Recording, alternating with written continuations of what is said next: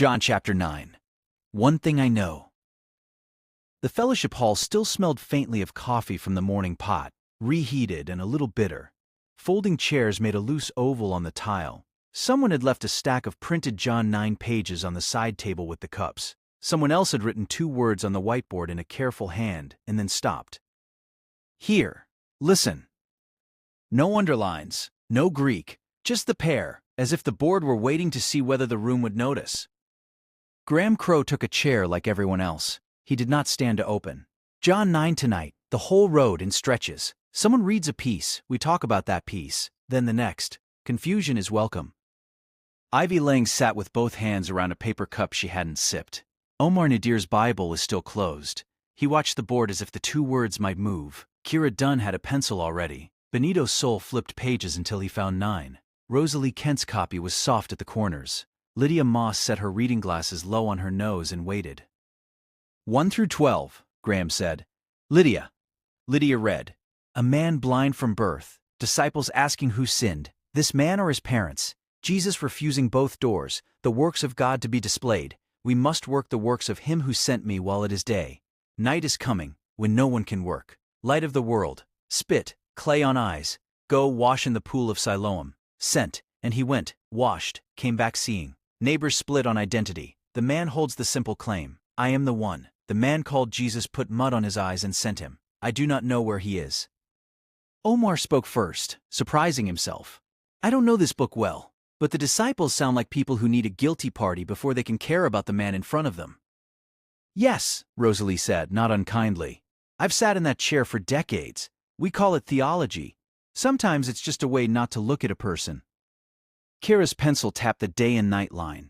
He ties the urgency to his presence. While it is day, night coming. If he's the light of the world in the same breath, then the day isn't abstract optimism. It's the window of his being there. Benito frowned at the mud. Why make clay? Elsewhere he heals with a word. This looks deliberate, messy, visible. Ivy's cup had gone cold. He doesn't know where Jesus is. He can see, and he still can't point to the person. That feels honest. Sight before consensus, Rosalie added. The neighbors can't even agree who he is. Graham did not seal it. He only nodded once when Benito's clay question still hung, and left it hanging. 13 through 17. Kira. Sabbath gets named. Don't skip the calendar. Kira read. Brought to the Pharisees. It was a Sabbath when Jesus made the mud and opened his eyes. Division, not from God. He does not keep the Sabbath. How can a sinner do such signs? And the man pressed again. He is a prophet. There it is, Benito said. The clay on the day of rest. Kneading. Work you can see. Lydia's glasses caught the fluorescent light. And the division is real. They don't all say the same thing. John won't give us a cartoon with one mouth. Omar looked between them. So is the point that rules are bad? The oval turned that once. Kira shook her head before anyone could slogan it. Doesn't sound like rules are bad. Sounds like a sign landing on a rule and the rule becoming a wall against the sign. And his speech moved, Rosalie said. Her finger stayed on prophet. Earlier it was the man called Jesus. Now prophet. Best category he has. Not nothing. Already enough to threaten their control of the story. Graham let Omar's question finish dying without a lecture. Parents next. Listen for what they will not say. 18 through 23. Omar. Omar read slower than the others, still new to the cadence. They did not believe he had been born blind until they called the parents. Parents affirmed son and lifelong blindness. How he now sees, who opened his eyes. They will not say, he is of age, ask him. And the reason John will not let soft, they feared the Jews, for the Jews had already agreed that if anyone should confess Jesus to be Christ, he was to be put out of the synagogue. Ivy swallowed. That's a real cost. Not on mine mockery. Belonging. Community. The door. Yes, Rosalie said. Her voice had dropped. I've watched people calculate that cost in quieter ways. Parents protect themselves with a true sentence that is also an escape. He is of age. Ask him. True. And thin. Kira almost smiled without warmth. They give the facts that won't get them expelled, and withhold the confession that would. Benito glanced at the board. Is this where hear and listen start? It's already failing, Lydia said.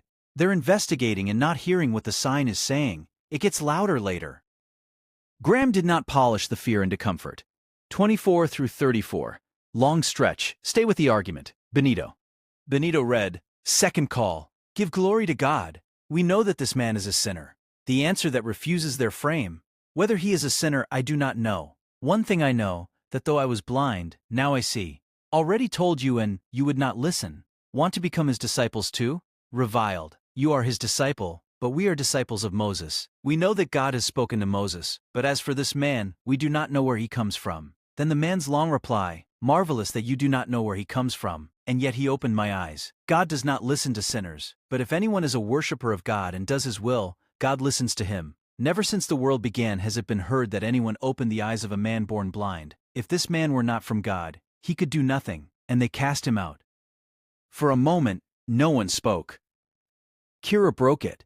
His knowledge just arrives. Earlier he doesn't know where Jesus is. Now he's teaching them about what God hears and what has never been heard. Is that realistic, or is John putting a sermon in his mouth? Omar pointed at the page, surprised to find himself leading. They say they know Moses and don't know where this man is from, and the healed man treats that as the amazing part. How do you claim the big knowledge and miss the person standing in the evidence? Origin, Rosalie said. Where is he from? Who sent him? They weaponize we do not know where he is from, as if mystery disqualifies him, while the man treats the sign as the origin claim that matters. Lydia's voice was dry. And then they throw him out. Investigation ends when the answer will not shrink. Ivy whispered, almost to herself. One thing I know. She looked up. That's the line I can carry if the rest is still too big. You would not listen, Benito said, glancing at the board. There it is in plain speech, and God listens, or doesn't, in the man's answer. Never been heard. The chapter is training ears. Graham answered only Kira's realism question, and lightly. John has been tracking speech. Man called Jesus, prophet. One thing I know, then this. Witness under pressure, not a prop with a script. Don't flatten him either way. He turned the page without a summary. Own stretch, not a footnote after the fight. 35 through 38, Kira. Kira read, Jesus heard that they had cast him out, and having found him, he said, Do you believe in the Son of Man? He answered, And who is he, sir, that I may believe in him? Jesus said, You have seen him, and it is he who is speaking to you. He said, Lord, I believe, and he worshipped him. No one hurried to decorate it. Benito said quietly, He doesn't find the man inside the synagogue system. He finds him after the system is done with him. Omar's Bible was open now. He asks who he is so he can believe. He's still aiming trust at a real person, not a slogan. Rosalie's eyes were wet without apology. I've known the arguments for years. This is quieter. He worships.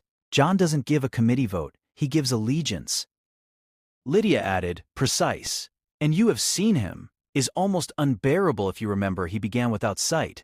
Seeing is no longer only eyes. It's recognition of the one speaking. Ivy held the printed page with both hands. Question. Honest not knowing. Then the same voice that put clay on his eyes tells him who he's looking at. Then belief. Then worship. That felt like a whole gospel in a few lines. Graham did not add a second sermon. Last edge. 39 through 41. Rosalie. Rosalie read, Jesus said, For judgment I came into this world, that those who do not see may see, and those who see may become blind. Some of the Pharisees near him heard this and said, Are we also blind? Jesus said, If you were blind, you would have no guilt, but now that you say, We see, your guilt remains. Ivy sat back as if the chair had moved. That ending is not comforting. It isn't a blanket, Kira said. The dangerous position isn't, I don't understand yet. It's, we already see, and the sign must submit to us. Benito looked at the board again. Here, listen. The whole chapter is almost an exam of whether anyone is still listening. Neighbors, parents, Pharisees, the man, us. Lydia closed her Bible gently. And God listening, or not, in the man's speech. The motif runs both directions. Omar frowned at the judgment line. Earlier it can feel like he judges no one. Here he says he came for judgment. I'm confused. Graham waited until the confusion had room, then answered from the page, not from a podium. Watch what judgment does here. It sorts. The blind receive sight. Those who claim sight without receiving him walk into a blindness that is not optical. Their sentence isn't, you lack data. It's that the claim we see, while refusing the light in front of them, leaves guilt in place. He let that sit one breath, then opened the close without stacking a recap. Short. What landed for you? One sentence if you have it. No pressure to sound finished. Ivy folded her printed page once. I can find chapter 9 now, and I know what those 2 words on the board were doing. Omar nodded, small. I still have questions, but I heard the story. That feels like a start. Rosalie's voice was quiet. The finding after the casting out. If I only keep the arguments, I miss the heart. Kira left the pencil mark under one thing I know. Claimed sight is heavier than admitted blindness. Benito stacked nothing yet.